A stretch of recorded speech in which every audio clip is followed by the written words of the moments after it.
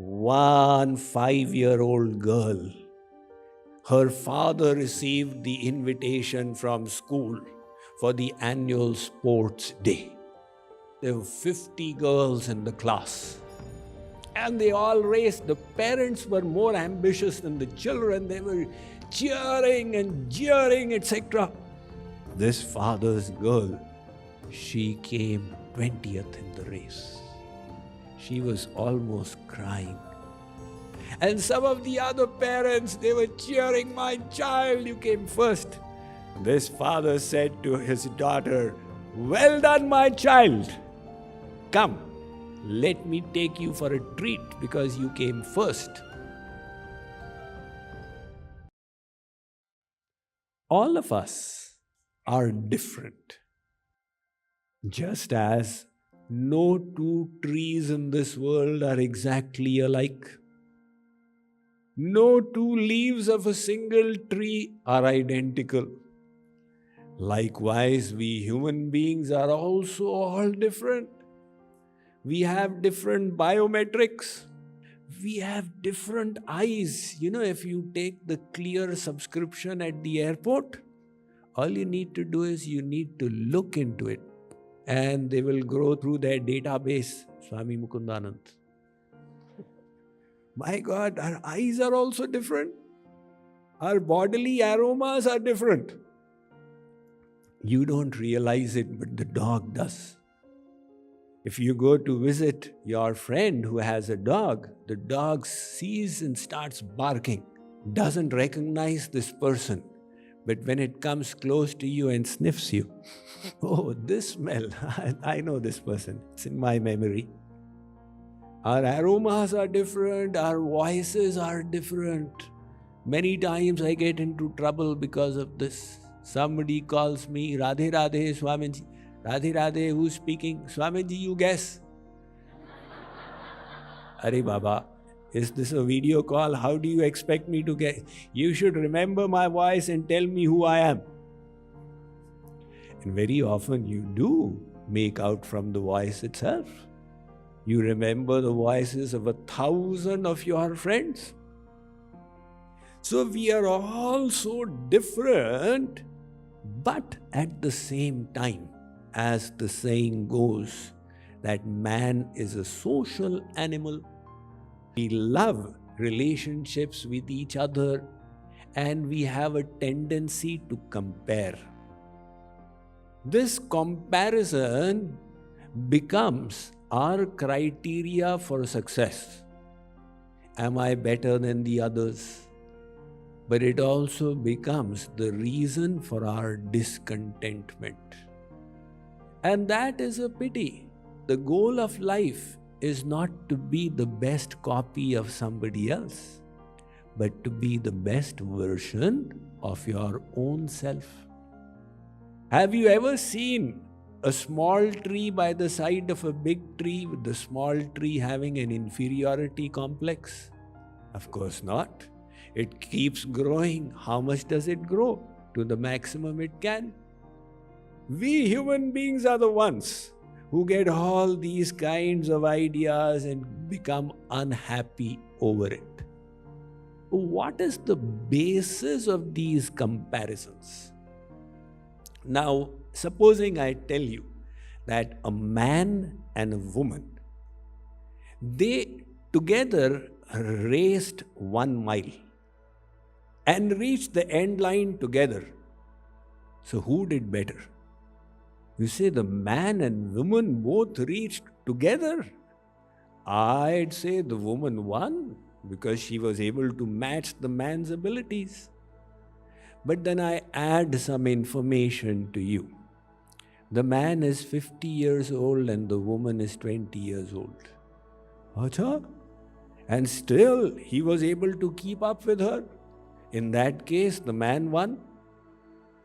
But let me add a little more information.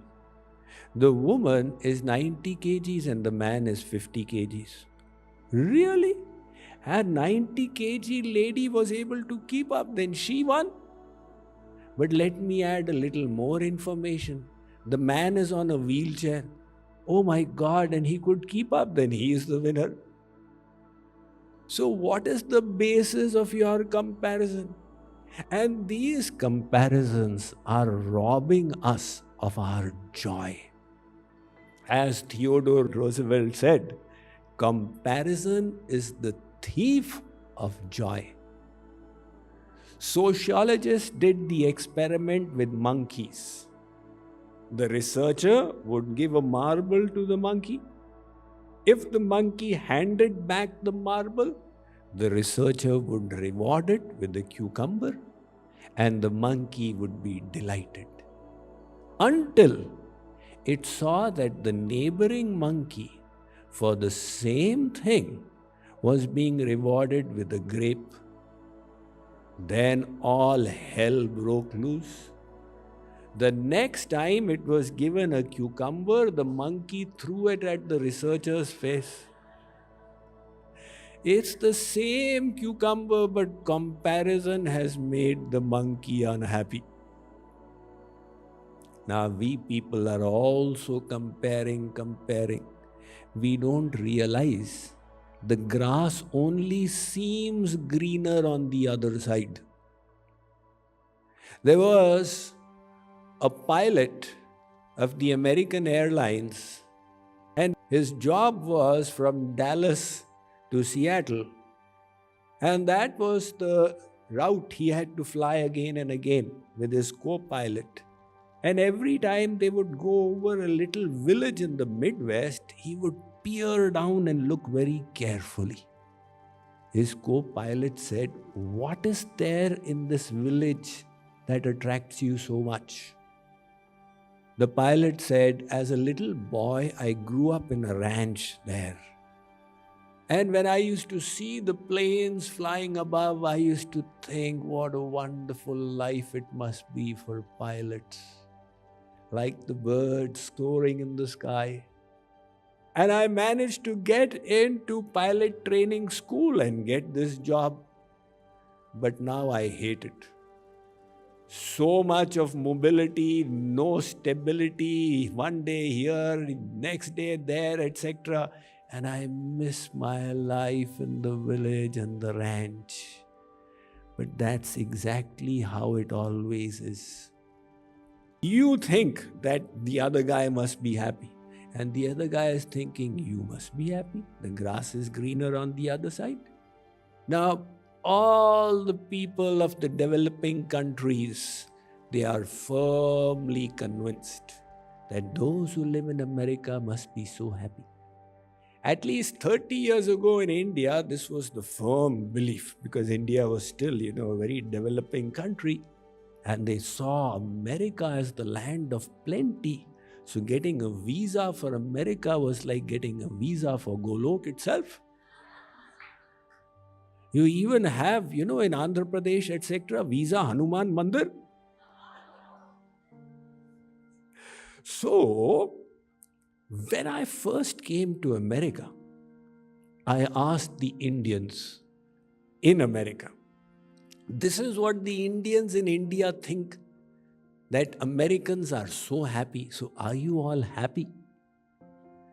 They said, "Swamiji, what happy? It's just the same old story, same wine in different bottles." But the Indians in India will never believe that the Indians in America are not happy. They live in America. How come they are not happy? Then I realized the illusion continues in America also. I was giving a lecture in Tampa. On the last day, one white lady asked me, "Swamiji, where are you going from here?" I said, "New York." She said, "New York?" She became all goggle-eyed. The land of Broadway and Times Square, the land of so much of joy.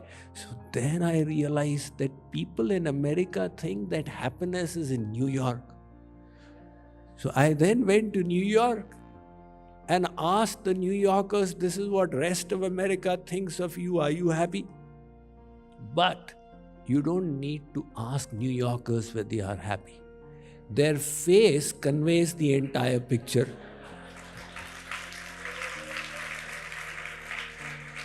See, when it takes you 2.5 hours to find parking in Manhattan, And when you have to travel by metro, all the happiness is squeezed out in any case. But the illusion continues. And nowadays with social media, it has got enhanced.